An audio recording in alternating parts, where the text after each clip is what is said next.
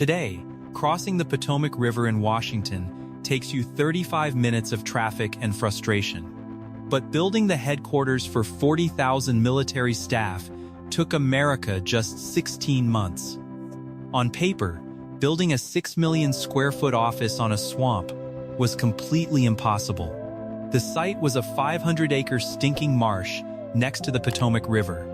Geotechnical engineers looked at the mud and said, "You are building on waterlogged jello."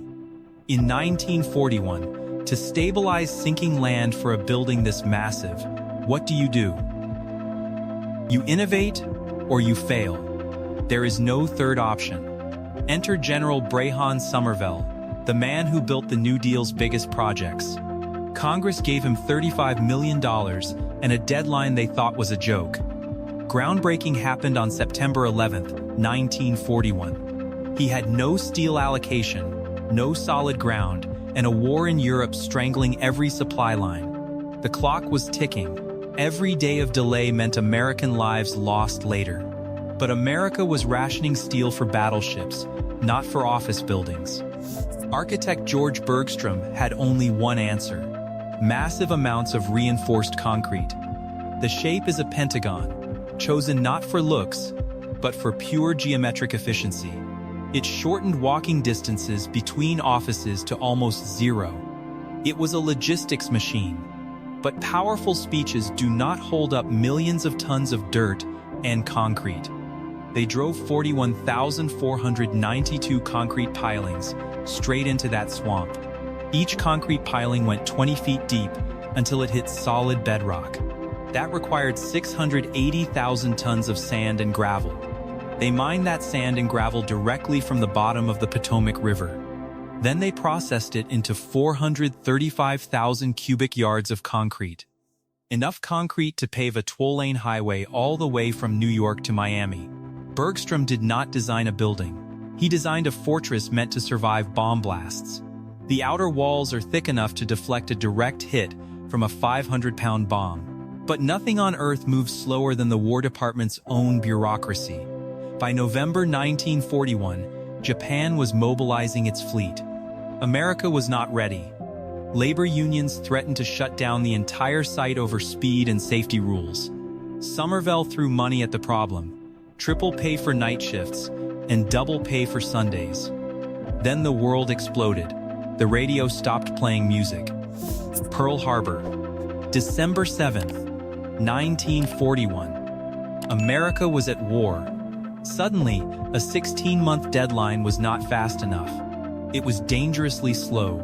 The construction site became a 24-hour, 7-day-a-week military operation. Within weeks, the workforce exploded from 4,000 men to 15,000 men. They worked 8-hour shifts around the clock.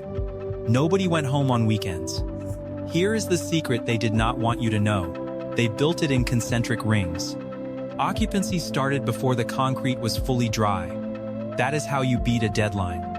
In April 1942, staff moved into the innermost ring, while the outer ring was still a swamp. To save structural steel, they stripped abandoned buildings and old factories. They even recycled roller coasters from an amusement park outside Washington. This was industrial Darwinism. Waste nothing. Stop for nothing. The heating and cooling system used the building's own 5-ring geometry as a natural wind tunnel.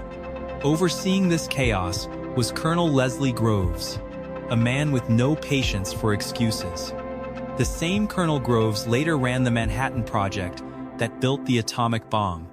Builder John McShane forced efficiency by cutting and shaping all the limestone off-site.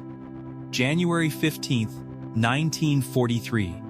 The Pentagon stood complete. The final cost was $83 million.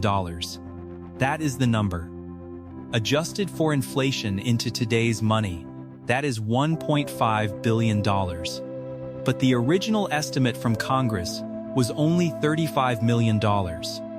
General Somervell was ready to go to prison for that massive budget overrun. They buried the cost overruns under 5.5 million cubic yards of fill dirt. The building opened for business 11 months ahead of the original schedule. 17.5 miles of corridors. You could walk for hours and never leave. A 20-minute walk across the old War Department offices became a 7-minute walk here. The phone system required 100,000 miles of copper telephone cable. The logistics were so tight that even Domino's Pizza cannot beat that delivery speed.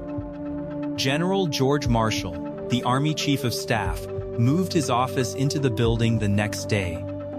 From that concrete fortress, America planned the invasion of Europe on D-Day. The Pentagon has twice the office space of the entire Empire State Building, and it was built in less time than it takes to renovate a single Starbucks coffee shop. Today, tech CEOs brag about agile development and moving fast. They do not know slow. America built 6 million square feet on a swamp during a world war in 16 months. Today, we cannot build a single high-speed railway line to Newark in 16 years. So why have we gotten so much slower? What changed? Because General Somervell had a blank check from Congress, and he had the power to fire anyone. Modern environmental impact reports did not exist back then. Neither did endless delays. We have artificial intelligence, building information modeling, and drones. They had slide rules. They moved more Earth without computers than we move today with artificial intelligence. The lesson of the Pentagon is not about concrete or steel, it is about national will. When the existential threat is real and immediate, all the red tape disappears. That is the pace of war. 16 months from swamp to fortress. Imagine what we could build today if we treated housing and transit like a war effort. General Somervell died in 1955, but he proved a permanent thesis. Speed is a choice. Always has been. Always will be. The camera zooms into the center courtyard. The flag is low in the afternoon sun. The question is, do we still have the guts to choose speed?